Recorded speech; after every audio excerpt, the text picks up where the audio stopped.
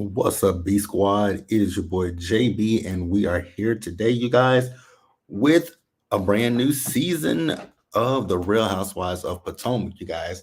This is season number 9, episode 1. This episode was titled A Crash Course in Deflection, you guys.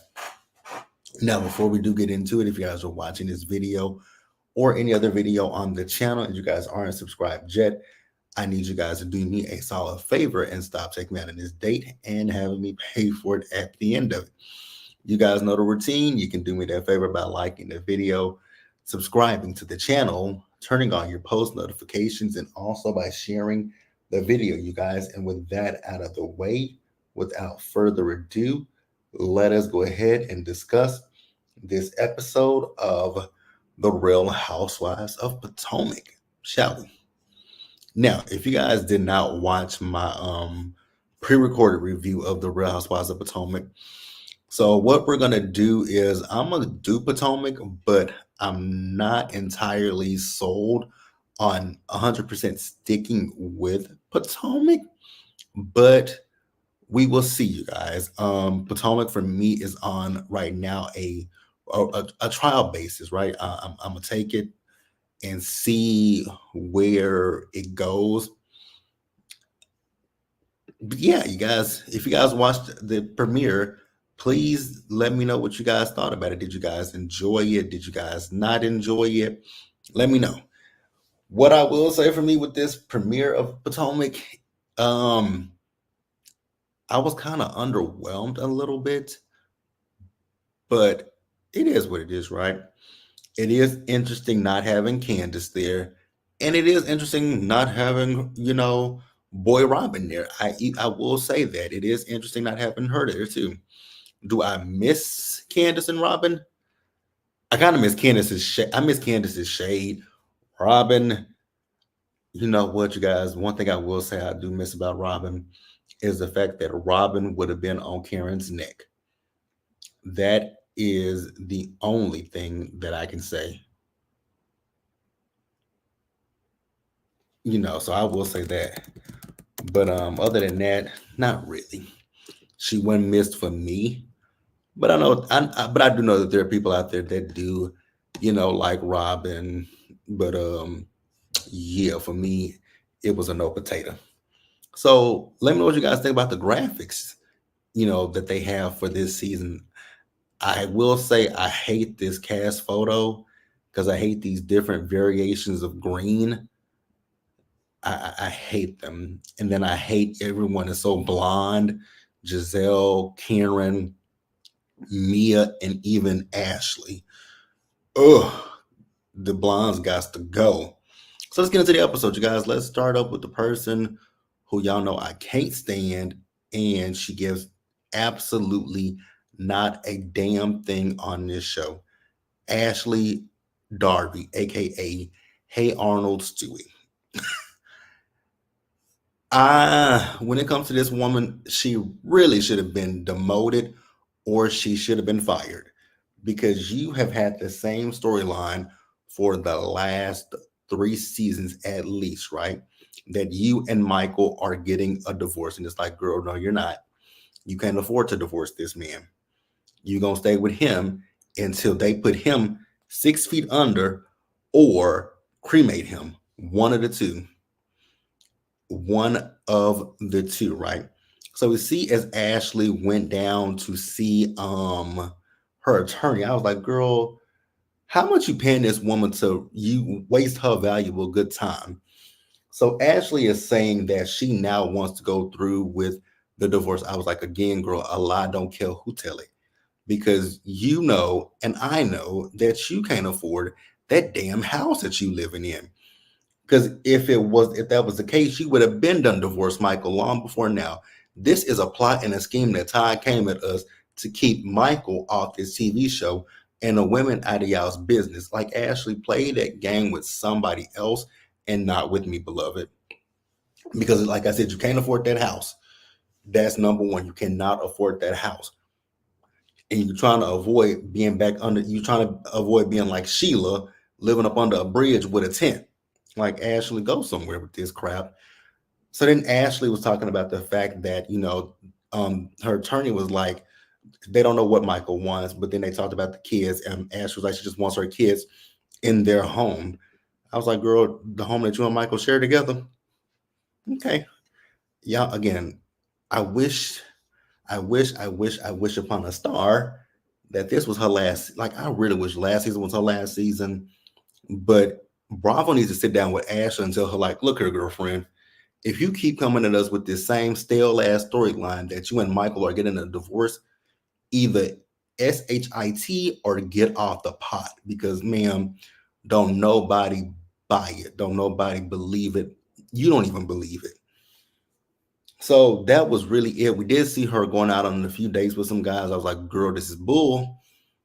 And I'm wondering how this new show, because you guys know that they just recently wrapped filming for a new show. It's a dating show with Ashley on it, Saturn's Rings, aka Giselle, Shannon Storms Bedore from Real Housewives of Orange County, as well as the Countess Luann from Real Housewives of New York. Like, I just wonder how that's gonna work out for Ashley when, like I said, this heifer still ain't divorced. Ain't the divorce papers ain't even filed. But okay, Ashley, go on, skedaddle off of my television screen. But that's really all we got with Ashley. If you guys want to discuss anything further with Ashley, leave it down in the comment section. Let's move on to Wendy. Now, you guys know I like Wendy, but Dr. Oselfo, let's have a quick chat real quick. Each season you come back to us, and here's the thing, like I said in my pre-recorded review, I don't have a problem with the fact that you want to go off into different endeavors, right? But girl, I'm gonna need you to pick something, pick one lane and stick to it at this point. And again, this ain't no slight, no shade, because I know that with this show, you want to make sure that you diversify your portfolio to make sure that you are well taken care of, you and your kids, right? But this really just gives storyline. No shade, Wendy. It just gives storyline that you are now thinking about, which you said, you mentioned that, if I'm not mistaken, you mentioned leaving Johns Hopkins in season number 6, or was it 7? Whatever season it was that you started that candle line. I thought I remembered you saying something about leaving your job as the professor then. But okay, she's ready to move on from being a professor. And I don't feel no types of way about it. If that's what she wants to do, then go for it. If it'll make her happy and feel fulfilled, be able to spend more time with the kids, then I'm all here for it, right? But like I said, kind of to me, just gives a little bit of storyline. It really gives a storyline. But again, I want you guys to tell me what you think and what you feel down in the comment section below. But I do notice that she didn't say she was starting a new business, so we cool with that. And I'm thinking that this season, because I do know that in the trailer we did see her with Karine Jean-Pierre, who is the White House press secretary. So I'm guessing she's still on the journey of her talk show. So hey, also let me know, did anybody watch her talk show? I saw clips of it, but I never watched it. You know, it wasn't no slight, no shade to Wendy. I just didn't watch it. I just didn't watch it. But it ain't no slight or shade to her. But yeah, you guys, that's really all we got with Wendy. So we can move on to the next person. Who do we want to talk about next? Let's get Mia out the way. Mia, Mia, Mia, Mia. First of all, Mia, this blonde. No. Second of all, Mia, this hairstyle. No. It exposes way too much of your forehead, number one. Number three, that wig that you wearing in your confessionals this season, burn it. Throw it away. Discard of it, because that wig, that wig, that wig, that wig. My God, today the wig is horrendous. When Mia in the interview chair with that wig on, I was like, ew, what in the hot, holy hell is this? No, ma'am. Then Mia, your storyline. I knew that this was going to be the route that Mia was going to go. I was honestly hoping it wouldn't be the route that Mia would go. Like, I would have told the producers. And see, here's my thing when it comes to Mia. I honestly feel like a certain producer hyped Mia up, right? Talking about Mia was the force multiplier and all this kind of stuff, and Mia was the new face of Potomac. I really think that Mia has taken that from that producer and ran with it. Which do I think Mia is a new direction of Housewives of Potomac? Quite possibly, right? But the fact that you are now involving your kids in your storyline, girl, yikes, Mia. Yikes, right? So we see Mia and Gordon, right? So they're out with the kids. So Mia tells us that Gordon now lives in her building. I was like, ain't that awkward and ain't that confusing for these kids? Because don't Mr. Ink come down and girl, this is a thruple. I don't care what nobody say. This is a damn thruple if I ain't never saw a thruple in my life. Because I was like, so Mr. Ink, when he come down, where he stay at? Does he get a hotel? And I'm pretty positive that man probably don't get a hotel, right? So Mia is also talking about the fact that Ink wants to do a DNA test on their son. I was like, Mia, no, no, no, no, girl, this ain't it. Because how old is her son? Her son's got to be single digits, right? So that little boy's got to be at least six or between, he's at least what, 7, 8 maybe? I don't think he's 10. But even still, he's a young kid, right? And he's been on this earth for for a few years. So the question that I didn't have is why now, when these cameras go up, why is Ink now all of a sudden asking for a paternity test? Why didn't Ink do this long before now? And Mia saying he has rights. Girl, what rights does he have? If he can prove that he's the father, then yes. But if you do a DNA test and your son or any kids in his class are able to Google this stuff, that's not going to bode well. Like, that child is going to feel away and be embarrassed. Like, Mia, think about your kids, beloved. Think about your kids. That's one thing I got to say is I want Mia to think about her kids, right? So then, she and Gordon were talking about the fact that, Ink and the little boy go and get haircuts together. Now, I was with Gordon, right? Because for all intents and purposes, Gordon is that young man's father. And Gordon is like, he doesn't want Jeremiah going to get a haircut with Ink. And Mia's like, but that's part of co-parenting. Ma'am, you and Gordon are co-parenting. You and Ink are in some kind of, y'all are in some kind of a throuple relationship, right? So no, there is no co-parenting with you, Ink, and Gordon. There's co-parenting with you and Gordon. And then Gordon ain't got no damn job. So girl, Gordon ain't got nothing but time in the world to take his son to get a haircut. Mia, when it comes to this storyline, like I said, I just, this ain't it, girl. This ain't it. I really wish Mia had really thought long and hard about this storyline. Like, girl, it would have been fine if you, Gordon, and Ink had came on here, said y'all all in a monogamous poly relationship, whatever. Exploit yourself, but your kids, mm, mm-mm, mm-mm, mm-mm, mm-mm. No, ma'am. This ain't the one nor the two, Mia. I wish nothing but the best for you, girl. But this storyline, you could have kept it. You should have kept it. You should have kept your kids out of it. But let's move on to the next person, you guys. Karen Huger.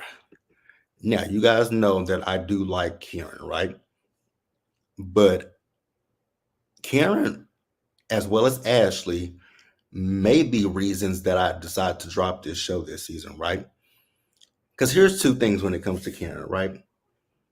I was I was hoping, but it's Karen that I'm talking about, so I knew that there was a possibility that Karen would come in this season and be the Karen that we got season 3 when she had that press conference, but said nothing in that press conference, right? So I knew that there was a possibility that we would get this Karen. And here's my thing when it comes to Karen, like I'm not gonna sit here and expect you to say anything that can incriminate yourself. But I also at the same time would prefer if you came into this season like Shannon Bedore did on Real Housewives of Orange County. Come in with some remorse, come in with some accountability for what you did, right? Because you clearly got arrested for a DUI. You got arrested for a suspended, not suspended license, but you got arrested for a DUI. You got arrested for a lot of things, Karen. So I just wish that you had come in this season and just been a little bit more, not even apologetic, just remorseful, and took accountability. Like, I did some irresponsible things, and I want to do better. I want to be able to, educate people. And here's the thing: we all make mistakes, right? What Karen did was a stupid mistake, right? But it's still a mistake nonetheless. And I just wish that with Karen, she would just own up to it. But again, this is Karen I'm talking about. So it feels like I'm expecting a little bit too much from Karen. But we do see Karen as, she went to her friend Vivian's storefront, right? And we were introduced to the new girl, Stacy.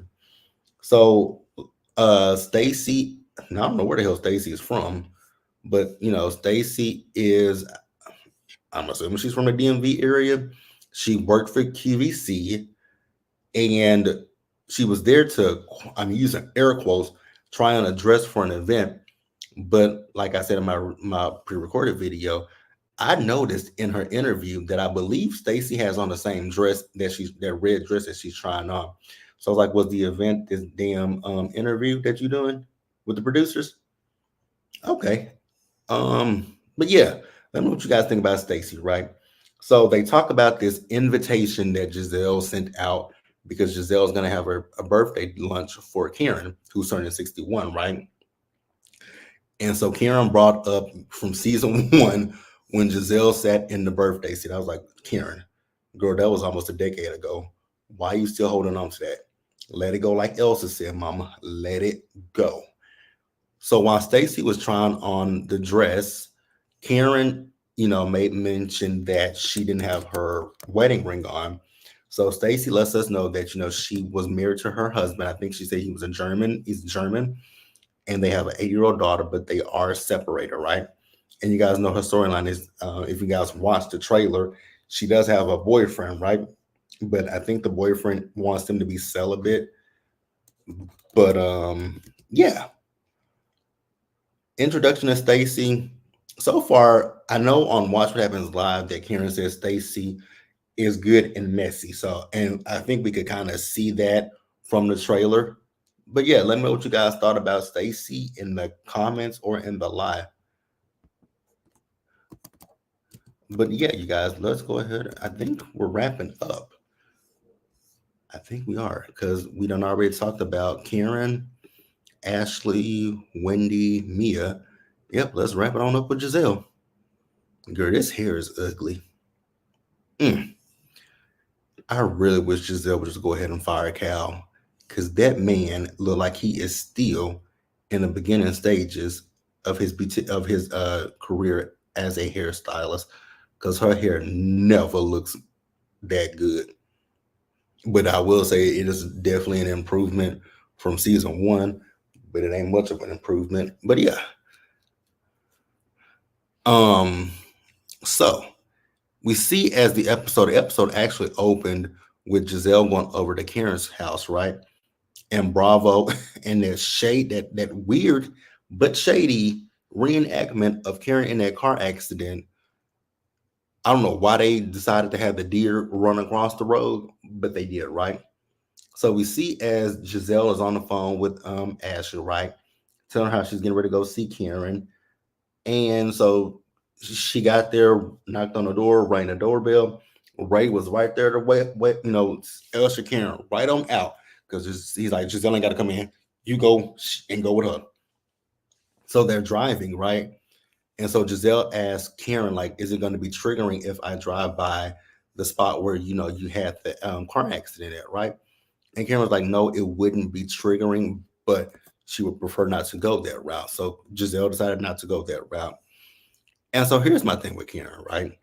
I get what Karen is saying, that, she's lucky to be alive, that, she didn't break any, it was just a few broken bones and this and this and that. I was like, Karen, it could have been worse than that. You could have taken someone else's life. Like, Karen, take some damn accountability. Like, that's all I want from Karen, is just to take a little bit of accountability. That's all I need from your girlfriend. Accountability. But it is what it is. We'll see how Karen plays this season out, right? Now, what I also will say, and this is something positive about Giselle, like, I never thought I would say something super positive about Giselle, but the way that Giselle reacted to Karen's DUI, I was here for it, as compared to the way that Tamra has reacted to Shannon's DUI over on OC, right? Because Tamra has been a complete a-hole to Shannon, whereas Giselle actually seemed like she had some concern for Karen, right? So they went to this diner, right? And again, Karen is sitting here making excuses for what happened, right? I know that Karen's mom and her dad have passed away, right? And I know what she feels. I've lost my mom, right? I've lost my mom and I've lost my grandmother. So I know exactly what Karen feels. But that's not an excuse, Karen. And then you're talking about the stuff with you and Ray. That's not an excuse. Like, I like Karen, but I can't. I'm not gonna sit here and excuse that stuff, because, and I saw that someone left it in my comments on my video. Is it possible that, Karen could be lonely? I believe so. Like, I definitely believe that, because I'll even admit that there are days with, that I sit, because I live by myself and I'm single. There are days that I get lonely, right? But the thing is, with me, I don't drink nearly as like I used to when in my early 20s, right? I don't drink like that at all. I actually rarely drink. Only time I'll drink is a special occasion, like a party, a wedding, things of that nature, or my birthday. Other than that, I don't drink, right? But it's very possible that Karen could be, lonely, depressed, or sad, right?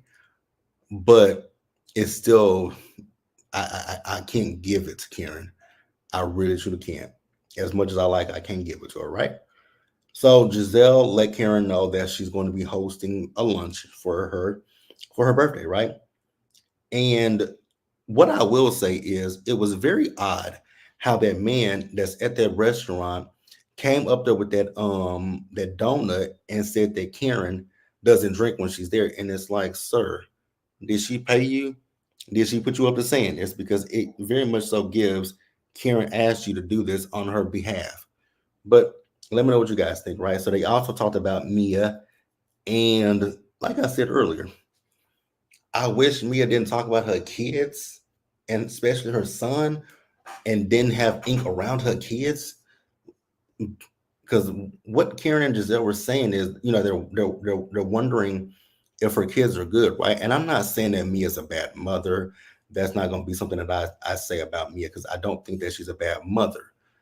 But I would be a little bit apprehensive about bringing my kids around anybody.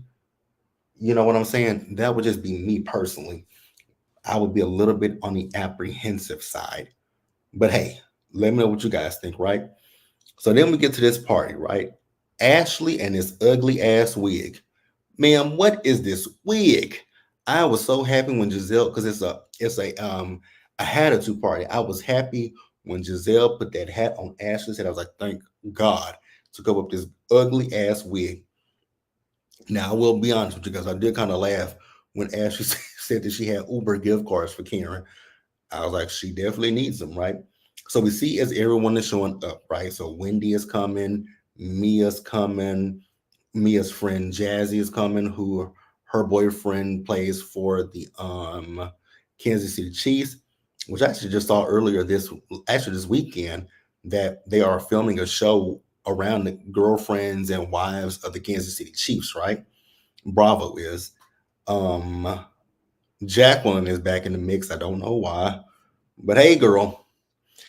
So Jacqueline is talking about Karen calling her, and Jacqueline says that Karen sounded a little drunk or a little tipsy when she called her. And I was like, oh, so who did Mia put you up to saying this, Jacqueline? Because that's really what is given to me, right? So Karen shows up, and I was looking at Karen, I was like, girl, what? I think the time of the Renaissance with Beyonce has passed. Like, because that's exactly what she looked like. She looked like she was dressed to go to the Renaissance concert, right? So they got there, and Giselle's right passing out the hats, right? She gave Karen her hat. She gave her hat. Karen's hat, they have different names for them, right? So Karen's hat was titled Hollywood. I forgot what Ashley's was titled, but she gave Ashley her cat hat. And then she gave Mia her hat, which was titled King, right? Now, I did kind of laugh when Giselle asked if Mia and Jacqueline have shared Mr. Ink, and Mia says no. So when Giselle gave Karen her hat, she said, you know, the ladies had some questions, but I told them to wait until you got here, right? And so it was so funny because Karen is talking about she wants to know who's there for her because she don't want no fake bitches around her. But let's be real about the situation. Miss Jacqueline, girl, you as fake as they come because you had so much to say about Karen, but when Karen was in your presence, you didn't say none of that shit that you were saying about Karen before she got there. I caught that.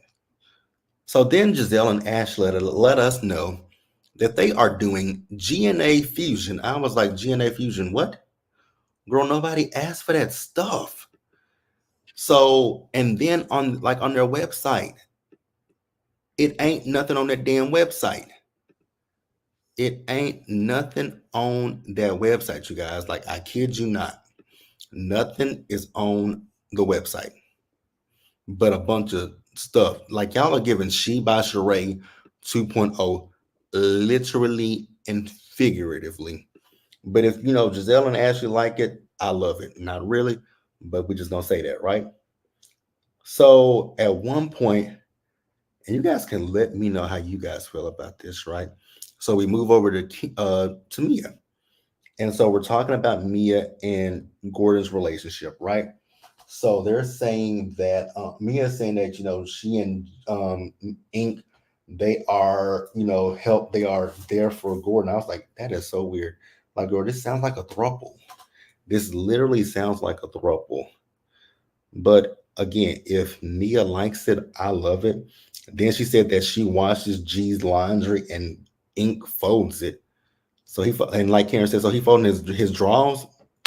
This is why I say this is a throuple. They know what's going on within the confines of their relationship. If they like it, I love it, right? So then it flipped where Giselle and Karen brought up Mia bringing her kids around Ink, right? I get where they were coming from, right? I felt like it was deflection from Karen and her situation and just put it on Mia. But I also will say though, I'm as you know, although I thought it was kind of wrong that they brought it up the way that they did, I'm not entirely mad at it because it is the truth, girl. You did bring this man around your kids, and it is a little too soon. Even Gordon said that in this episode. So I really do agree with that. I do agree with that. Now, granted, we wouldn't have known. Well, no, because Mia had posted pictures of the man. It was, but and even Jacqueline had said some stuff. So, I mean, ugh, I felt bad for Mia, but Karen and Giselle, they weren't like wrong. But hey, that was episode 1. Mia got up from the table and was crying. Let me know what you guys thought about this episode down in the comments below. You guys subscribe to the channel, turn on your post notifications, share the video. And until the next time, stay safe, take care of yourself, you guys. Wash your hands, be blessed, and I'll see you guys in the next video. Bye, guys.